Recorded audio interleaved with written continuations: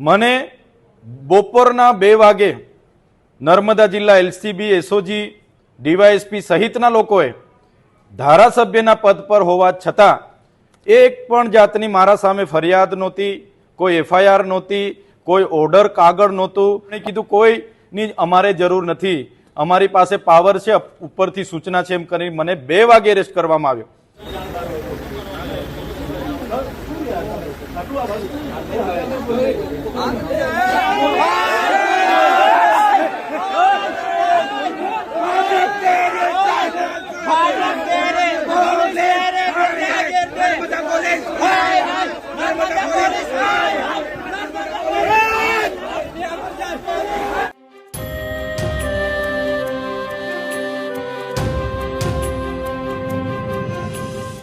નર્મદા લાઈવમાં તમારું સ્વાગત છે. 8 મહિના પહેલાં નર્મદા પોલીસ દ્વારા ડેડિયાપાડાના ધારાસભ્ય ચૈતર વસાવા દ્વારા ડેડિયાપાડા તાલુકા પંચાયતના પ્રમુખ સંજય વસાવા ઉપર જીવલેણ હુમલો કરવા મામલે તેમની ધરપકડ કરી હતી. ત્યારે આ મુદ્દે હવે ધારાસભ્ય ચૈતર વસાવાએ આ મુદ્દો ગૃહમાં ઉઠાવ્યો હતો, ગુજરાતની વિધાનસભામાં ઉઠાવ્યો હતો અને ત્યારબાદ પ્રેસ મીડિયાને આ પ્રકારે સંબોધન કરતા તેમણે પોલીસ ઉપર આક્ષેપો કર્યા છે. વિધાનસભાના સન્માન્ય ગૃહમાં ગૃહ વિભાગ, પોલીસ, જેલ અને કાયદા વિભાગની માંગણીઓ લઈને જ્યારે નાયબ મુખ્યમંત્રી શ્રી, ગૃહમંત્રી શ્રી આવ્યા હતા ત્યારે મને મારા વિચારો રજૂ કરવા માટેની જ્યારે તક મળી ત્યારે સાથીઓ, ગુજરાતની 6.25 કરોડ જનતાના સુખ, શાંતિ, સલામતી અને સુરક્ષા જોવાની જવાબદારી ગૃહ વિભાગની છે અને એમાં ખાસ કરીને નાયબ મુખ્યમંત્રી શ્રી પર જ્યારે આ હવાલો હોય તો જનતાને વિશેષ અપેક્ષાઓ આમાં હોય છે.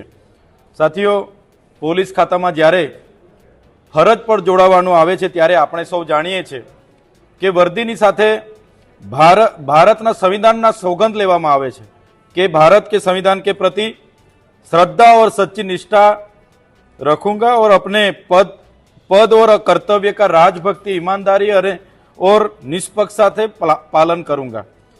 તમે પણ જાણતા હશો, અધિકારીઓ પોલીસ ખાતામાં જે પણ છે એમાં 2 પ્રકારના અધિકારીઓ છે.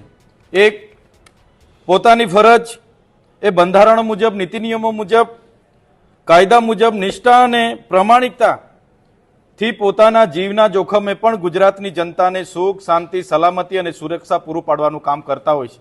જેઓને અમે સલામત કરીએ છીએ, અભિનંદન આપીએ છીએ. એવા અધિકારીઓ જે કર્તવ્ય નિષ્ઠાથી કામ કરે છે એમને અમે અભિનંદન આપીએ છીએ. પણ જે બીજા પ્રકારના અધિકારીઓ અને કર્મચારીઓ હોય છે તેઓ નીતિ નિયમો કે કાયદા, કાનૂન કે બંધારણને પણ માનતા નથી અને અનેકવાર જ્યારે અમને અનુભવો થયા છે ત્યારે એ લોકો ઉપરથી સૂચના છે એવા જવાબો આપીને કરતા હોય છે. મારો પોતાનો અનુભવ પણ મેં આજે સન્માન્ય ગૃહમાં કીધું કે એટીવીટીની આયોજનની મિટિંગમાં જ્યારે હું હાજરી આપવા ગયો પ્રાંત અધિકારી શ્રીની ચેમ્બરમાં, ત્યાં પીએસઆઈ હાજર હતા, ટીડીઓ હાજર હતા, બંને મામલતદારો હતા, સીસીટીવી ફૂટેજ ચાલુ હતા, છતાં જે ઘટના ઘટી એ ઘટનાને લઈને તત્કાલિક ડેડિયાપાડા પોલીસ ઇન્સ્પેક્ટર શ્રીને મેં ફરિયાદ નોંધાવી. એ ફરિયાદ પર આજ દિન સુધી અમે પૂછીએ છીએ કે શું કાર્યવાહી કરી, આજે પણ જવાબ એવો મળે છે કે તપાસ ચાલુ છે. અને બીજી બાજુ મને બપોરના 2 વાગે નર્મદા જિલ્લા એલસીબી, એસઓજી, ડીવાયએસપી સહિતના લોકોએ ધારાસભ્યના પદ પર હોવા છતાં એક પણ જાતની મારા સામે ફરિયાદ નહોતી, કોઈ એફઆઈઆર નહોતી, કોઈ ઓર્ડર કાગળ નહોતું. અમે ડીવાયએસપીને પૂછ્યું કે વોરંટ ઓર્ડર છે કે અટકાયત ઓર્ડર છે તમારી પાસે? એમણે કીધું કોઈની અમારે જરૂર નથી, અમારી પાસે પાવર છે, ઉપરથી સૂચના છે એમ કરી મને 2 વાગે એરેસ્ટ કરવામાં આવ્યો. બાદમાં એક તથાકથિત એક કેસ બનાવવામાં આવ્યો, 307 લગાડવામાં આવી અને સાંજે 7 વાગે એફઆઈઆર થઈ.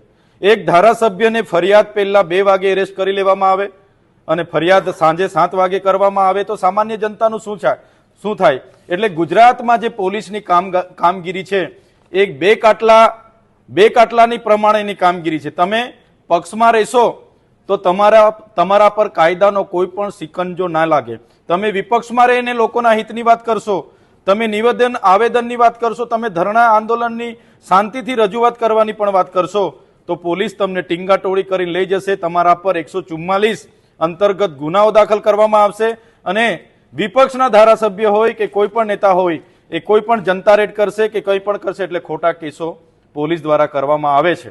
એટલે પોલીસ જે પોતે સત્તામાં બેઠેલા નેતાઓ જે નશાના મદમાં જે પોલીસનો દુરુપયોગ કરે છે એ ગુજરાતની જનતા માટે ચિંતાનો વિષય છે.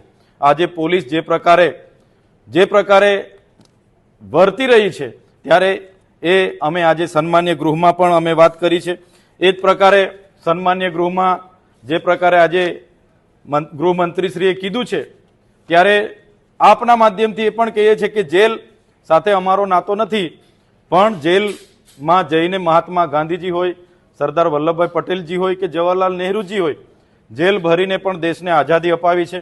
અમારા પૂર્વજ એવા બિરસા મુંડાજી એ પણ માત્ર 25 વર્ષની ઉંમરમાં રાંચીની જેલમાં શહીદી વહોરીને એ દેશની લડતમાં સહભાગી બન્યા છે. ત્યારે જેલથી અમે ડરતા નથી, પણ કોઈ પણ ગુના વાક વગર પોલીસ દ્વારા દબાવવા, ધમકાવવા, ડરાવવા માટે ખોટી એફઆઈઆરો કરીને ખોટી રીતે જેલોમાં રાખવામાં આવે છે અને ખોટા સોગંદનામા રજૂ કરીને આજ દિન સુધી પણ અમારા પોતાના વિસ્તારમાં પણ જેવા પ્રતિબંધ ફરવામાં આવે છે જે લોકશાહીનું હનન છે. અને જે પ્રકારે વિપક્ષ સરકારની આલોચના કરે અને એને દબાવવા માટેના જે પ્રયાસો પોલીસ દ્વારા થાય છે, ખાકીના આડમાં થાય છે, એ ખૂબ જ ચિંતાનો વિષય છે અને જનતાએ એ તરફ ચિંતા કરવી જોઈએ એવું હું વ્યક્તિગત માનું છું.